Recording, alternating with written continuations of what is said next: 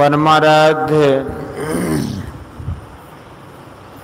सद्गुरु महाराज के प्रवचन का पाठ महर्षि में ही सत्संग सुधा सागर से प्रवचन संख्या 296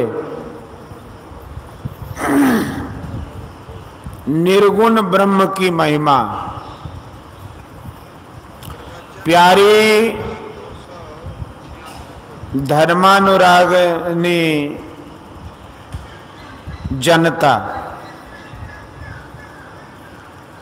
मुझको रामचरितमानस से प्रेम है, लड़कपन के समय से ही।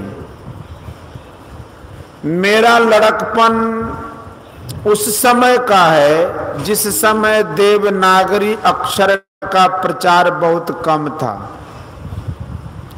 जो लोग संस्कृत पाठ करते थे उनके बीच में यह अक्षर था, औरों के बीच में नहीं।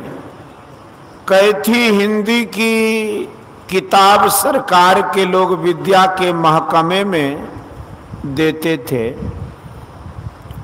उस समय लोअर पास का नाम भी नहीं था।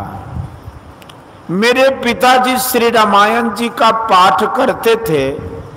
कभी कभी उनकी आंखों से आंसू बहते थे। मैं सोचता था कि ये पढ़ते हैं और रोते क्यों हैं। मेरे मन में आया कि इसको पढ़ना चाहिए। मैं हाई स्कूल में पढ़ने गया। उस समय इसको इंटरेस्ट कहते थे। फारसी पढ़ने से मुसावदा अच्छा होता था, इसलिए पिताजी ने मुझे फारसी पढ़ने कहा। मैं पिताजी की आज्ञा से उधर लगा, लेकिन बासे में जाकर रामायण जी का पाठ करता था। पहले ठीक ठीक समझा नहीं, समझा उसमें कथा है, उसमें योग ज्ञान और भक्ति की गहराई है, समझ में नहीं आया।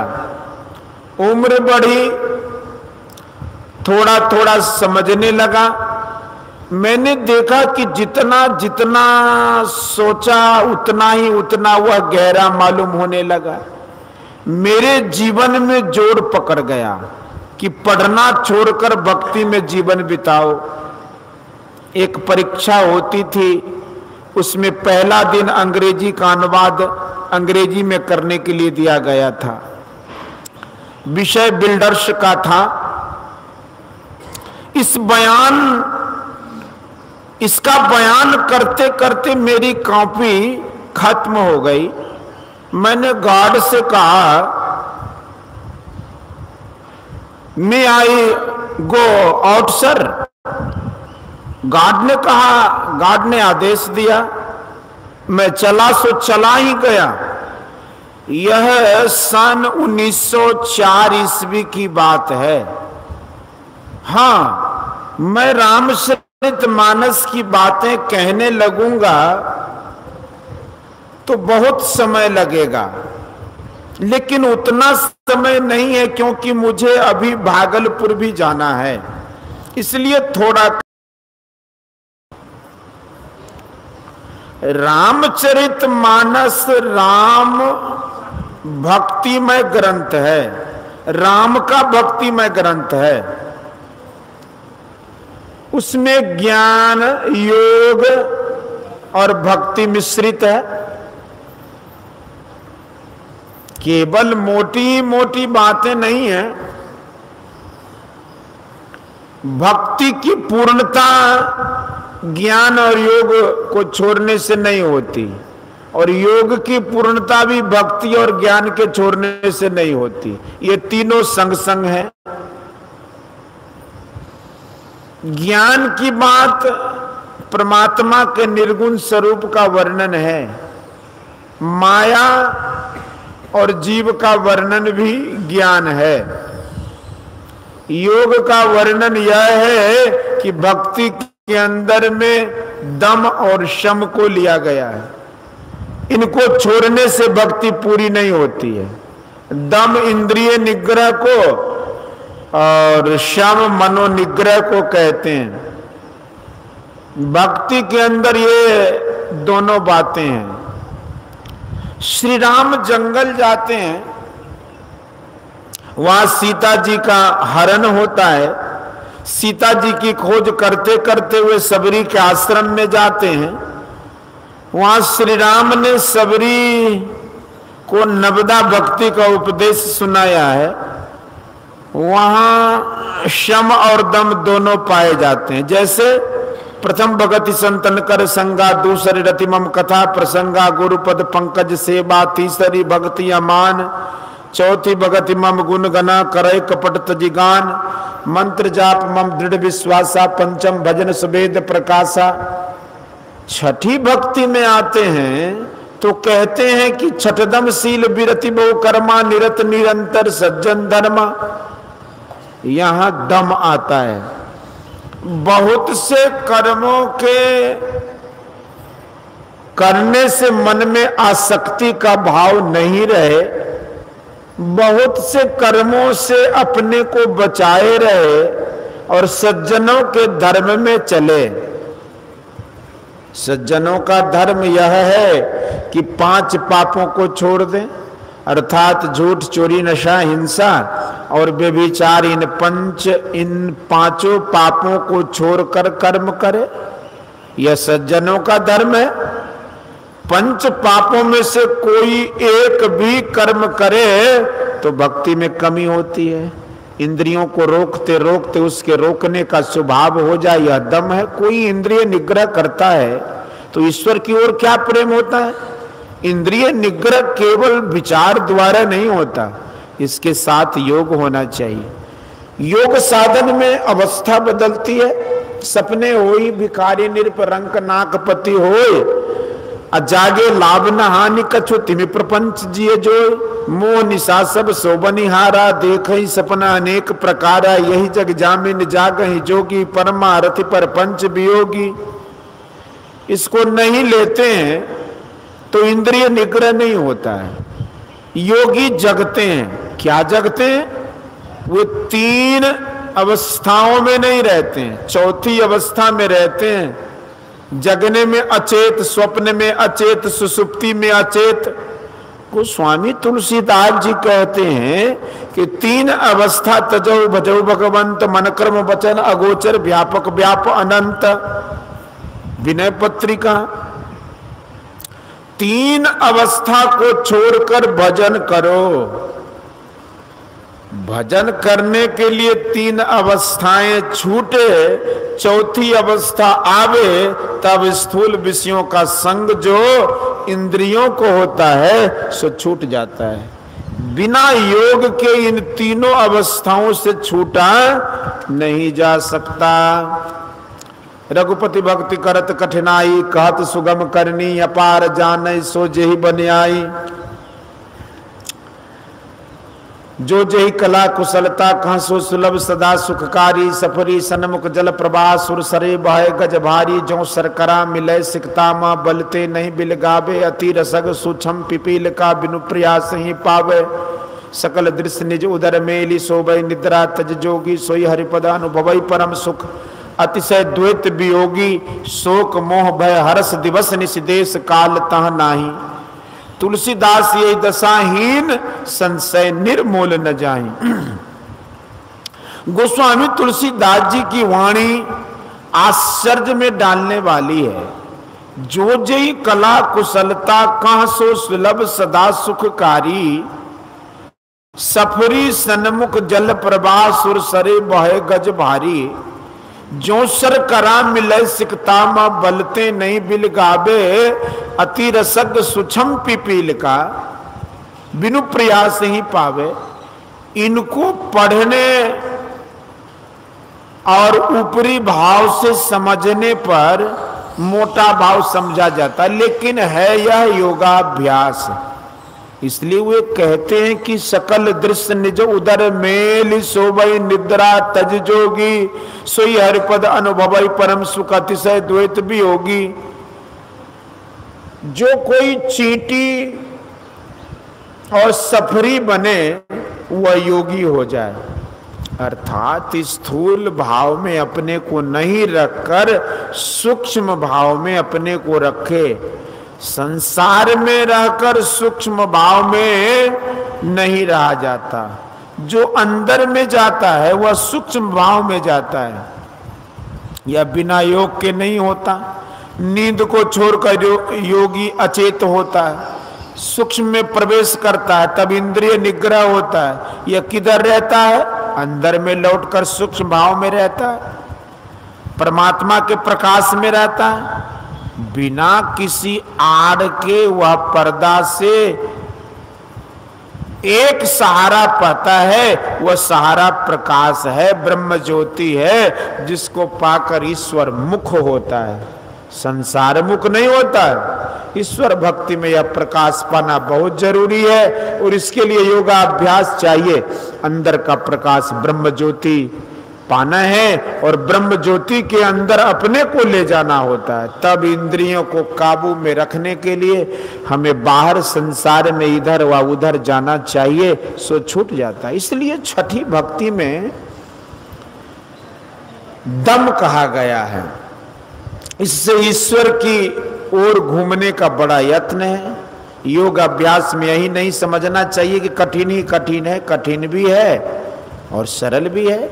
कठिन में नहीं जाइए, सरल में जाइए। यह है ध्यान योग। धनी निर्धन पढ़े अनपढ़े स्त्री पुरुष सबके लिए सुगम है। इस ध्यान से मनोनिरोध होता है, पूर्ण सिमटाव में ऊर्ध्वगति होती है, प्रकाश मिलता है। उस प्रकाश में जिसकी वृत्ति हमेशा रहती है वह दमशील हो जाता है। ईश्वर भक्ति में दमशीलता की बड़ी आवश्यकता है। योग शास्त्र में दम के साथ सम भी अवश्य होना चाहिए। जब तक शम नहीं हो जाए तब तक मन सूक्ष्म विषयों में घूमता है, माया के फेर में पड़ता है, अष्ट सिद्धियों में पड़ जाता है। रिद्धि सिद्धि प्रेरय बहु भाई, बुद्धि लोभ दिखावै जाई, होई बुद्धि जो परम सयानी, तिन तन चितवन अनहित जानी। इसलिए मनोनिग्रह के लिए शम का साधन अवश्य चाहिए। दम और सम से योग की समाप्ति होती है। जहाँ समदम नहीं वहाँ योग की समाप्ति नहीं। भगवान श्री राम ने समरी को 7वीं भक्ति में शम का साधन बताया है, क्योंकि बिना शम के सम नहीं होता। सातम सम मोहि मैं जग देखा, मोते अधिक संत करी लेखा, धर्म ते विरति योग ते ज्ञाना, ज्ञान मोक्ष प्रद वेद बखाना। बिना योग के परमात्म स्वरूप का ज्ञान नहीं होता और बिना ज्ञान के मोक्ष नहीं। भक्ति क्या है? प्रेम क्या है? प्रेम बिना जो भक्ति है सो निज डिम्ब विचार, उद्र भरन के कारण जन्म गमायो सार। कबीर साहब जोग कुजोग ज्ञान अज्ञानो जह नहीं, राम प्रेम प्रदानो। गोस्वामी तुलसीदास जी। प्रेम मन को बहुत समेटता है, उस ओर आसक्त करता है। जैसे विषय में मन आसक्त होता है उसी तरह ईश्वर प्रेम में मन आसक्त होता है। तब योग करो तो ठीक है, भक्ति करो तो ठीक है। ईश्वर भक्ति में प्रेम की प्रधानता है, ऊपरी भाव में प्रधानता नहीं है, प्रधानता प्रेम में है। शम और दम का वर्णन योग का वर्णन है। गोस्वामी तुलसीदास जी जहां रामचरित नाम रखते हैं वहां यह भी कहते हैं कि अस मानस मानस चखु चाही, भई कभी बुद्धि विमल अब गाही। रामचरित मानस को अपने शिवजी, पहले शिवजी ने मन में रचा, फिर समय पाकर पार्वती से कहा, रचि महेश निज मानस राखा, पाई सुसमय शिवासन भाखा। रामचरित मानस। लेकिन सबको देखने के लिए मन की दृष्टि चाहिए। मन की दृष्टि, मन की दो दृष्टियां होती, एक मन के केंद्र और दूसरी मन की फैली हुई धार की। मन की धार जो संसार मुख है उसको तनमन कहते हैं, और जो समेट कर अंतर्मुख होती है वो ब्रह्म मुख होती है। मानस चक्षु के लिए तन मन और निज मन यानी आत्मुखी मन दोनों चाहिए, तब देखेगा कि कौतुक देखें शैल बन भूतल भूरि निधान। इसी को विनय पत्रिका में कहा कि सकल दृश्य निज उदर मेलि सोभई निद्रा तज जोगी सोई हर पद अनुभवई परम सुख अतिशय द्वैत वियोगी। शोक मोह भय हर्ष दिवस निषदेश काल तह नाही तुलसीदास यही दशाहीन संशय निर्मूल न जाहि। यहाँ योग है, ज्ञान भक्ति सभी हैं। रामचरितमानस में सगुण ब्रह्म की कथा जल की स्वच्छता है, और रघुपति महिमा अगुण अबाधा वर्णव सोईवर वारी अगाधा। अर्थात निर्गुण ब्रह्म की महिमा जल की अगाधता है। गंभीरता नहीं रहे, केवल स्वच्छता रहे तो उतना ठीक नहीं है, लेकिन स्वच्छता के साथ गंभीरता रहे यह ठीक है। कहते कहते यह भी कहते कि निर्गुण रूप सुलभ अति सगुण जान नहीं कोई। सुगम अगम नाना चरिता सुनि मुनि मन भ्रम होय। जो माया सब जग ही नचावा जा सुचरित लखिकाहु न पावा। सो प्रभु भुर बिलास खगरास नाच नटी इव सहित समाजा। सोई सच्चिदानंद घन रामा अज विज्ञान रूप बलधामा। व्यापक व्याप अखंड अनंता अखिल अमोघ शक्ति भगवंता। अगुण अदर्भ गिरा गोतीता सबदर्शी अनबद्ध अजीता। निर्मल निराकार निर्मोहा नित्य निरंजन सुख संदोहा।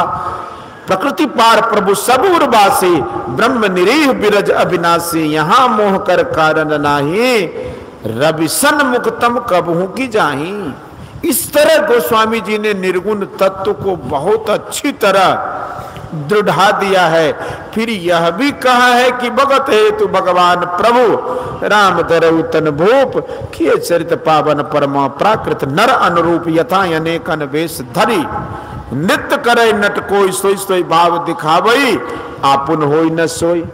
आपुन को भी खोजना है, और आपुन जिसमें व्यापक है उसको भी खोजना है। व्याप सगुण है तथा जो व्यापक है वह निर्गुण है। ईश्वर की उपासना में पहले सगुण भाव चाहिए, बाद में निर्गुण। कितने कहते हैं कि कबीर साहब गुरु नानक साहब आदि सगुण रूप नहीं मानते थे। उनको जानना चाहिए कि केवल दाशरथी राम को मानना ही सगुण नहीं है। कृष्ण रूप, देवी रूप, शिव रूप, गुरु रूप, ये सब क्या सगुण नहीं है? अचर अचर रूप हरि सर्वगत सर्वदा बसत इति वासना धूप दीजिए। सर्वगत रूप जो है उसका भी ज्ञान होना चाहिए, चाहे कोई भी इष्ट हो, सगुण का भी ज्ञान होना चाहिए। और सगुण में जो व्यापक है उनका भी ज्ञान होना चाहिए। ही निर्गुण नयनन सगुना रसना राम सुनाम। मनोपुर संपुट लसता तुलसी ललित ललाम। यही राम के भजन का तरीका है। दोनों को पहचानो। रामचरितमानस के लिए ऐसा भी कहा है कि नव रस जप तप जोग विरागा। ते सब जलतर जलचर चारु तड़ागा। यह ग्रंथ क्या है? सदगुरु ज्ञान विराग जोग के विबुध वैद भव भीम रोग के। इसके अंदर ज्ञान विराग योग सभी हैं। यह थोड़ा सा दिग्दर्शन आपके सामने कर दिया। रामचरितमानस में वर्णित स्थूल सूक्ष्म का सब प्रकार की भक्ति को विद्वान लोग जानते हैं। जो ज्ञान में बढ़े नहीं है वे केवल स्थूल को ही जानते हैं। सो नहीं, स्थूल सूक्ष्म दोनों रूपों को जानना चाहिए। गोस्वामी जी ने मनोनिग्रह और इंद्रिय निग्रह दोनों करने का है। इंद्रिय निग्रह केवल विचार से नहीं होता, विचार के साथ ध्यान योग भी चाहिए। मन की धार जो इंद्रियों में लगी है उसको उस केंद्र में केंद्रित करना जहां से यह बिखरती है। कबीर साहब ने एक पद में कहा है कि न जोगी जोग से ध्यावे न तपसी दे जरबावे। सहज में ध्यान से पावे सूरत का खेल जेही आवे। योगी लोग अष्टांग योग का साधन करके स्थूल देह का साधन करके प्राणायाम करके और तब ध्यान करते हैं। प्राणायाम के बाद प्रत्याहार, उसके बाद धारणा, फिर तब ध्यान होता है। प्राणायाम नहीं करके प्रत्याहार से जो ध्यान का आरंभ करते हैं यह सरल योग है। कबीर साहब कहते हैं कि केवल ध्यान करो, यह कोई नई बात नहीं है, पुरानी बात है। श्रीमद् भगवत गीता के 6वें अध्याय में भगवान श्री कृष्ण ने क्या कहा है? इस तरह की जमीन पर, अर्थात जो ऊंची नीची नहीं हो, समतल हो, उस पर पवित्र आसने बिछाकर फिर शरीर, मस्तक और ग्रीवा को सम करके स्थिर होता हुआ, दिशाओं को नहीं देखते हुए नसाग्र में देखें। यहां भगवान श्री कृष्ण ने प्राणायाम का नाम भी नहीं लिया और इसका फल बताया कि अनेक जन्मों के अनंतर वह साधक सिद्धि पाकर अंत में उत्तम गति अर्थात मोक्ष पा लेगा। श्रीमद् भागवत में उद्धव ने भगवान श्री कृष्ण से पूछा है कि मैं आपका ध्यान कैसे करूं, कैसे करूं? इस पर भगवान श्री कृष्ण ने कहा है कि पहले मेरे संपूर्ण शरीर का, फिर मुस्कान युक्त मुख का, और उसको भी छोड़कर शून्य में ध्यान करो। यह विहंगम मार्ग है, सरल योग है। बहुत लोग जानते हैं कि कोई व्यवस्थित ढंग से, हर कोई अव्यवस्थित ढंग से, बिन गुरु हो ही की ज्ञान। गोस्वामी जी ने कहा जो अच्छे जानकार हैं उनसे जानकर ध्यान योग का अभ्यास करना चाहिए। बिना ध्यान के काम पूर्ण नहीं होगा। सांप्रदायिकता के संकीर्ण भाव की बात नहीं। मेरा आग्रह है कि न सगुण छोड़िए, न निर्गुण, न स्थूल छोड़िए, न सूक्ष्म छोड़िए, न योग छोड़िए, न ज्ञान छोड़िए और न भक्ति छोड़िए, तब कल्याण होगा। बोलिए श्री सद्गुरु महाराज की। यह प्रवचन मुंगेर जिलांतर्गत जमालपुर नगर में मानस समिति द्वारा आयोजित सत्संग में दिनांक 16/12/1968 ईस्वी को उद्घाटन भाषण के रूप में हुआ था।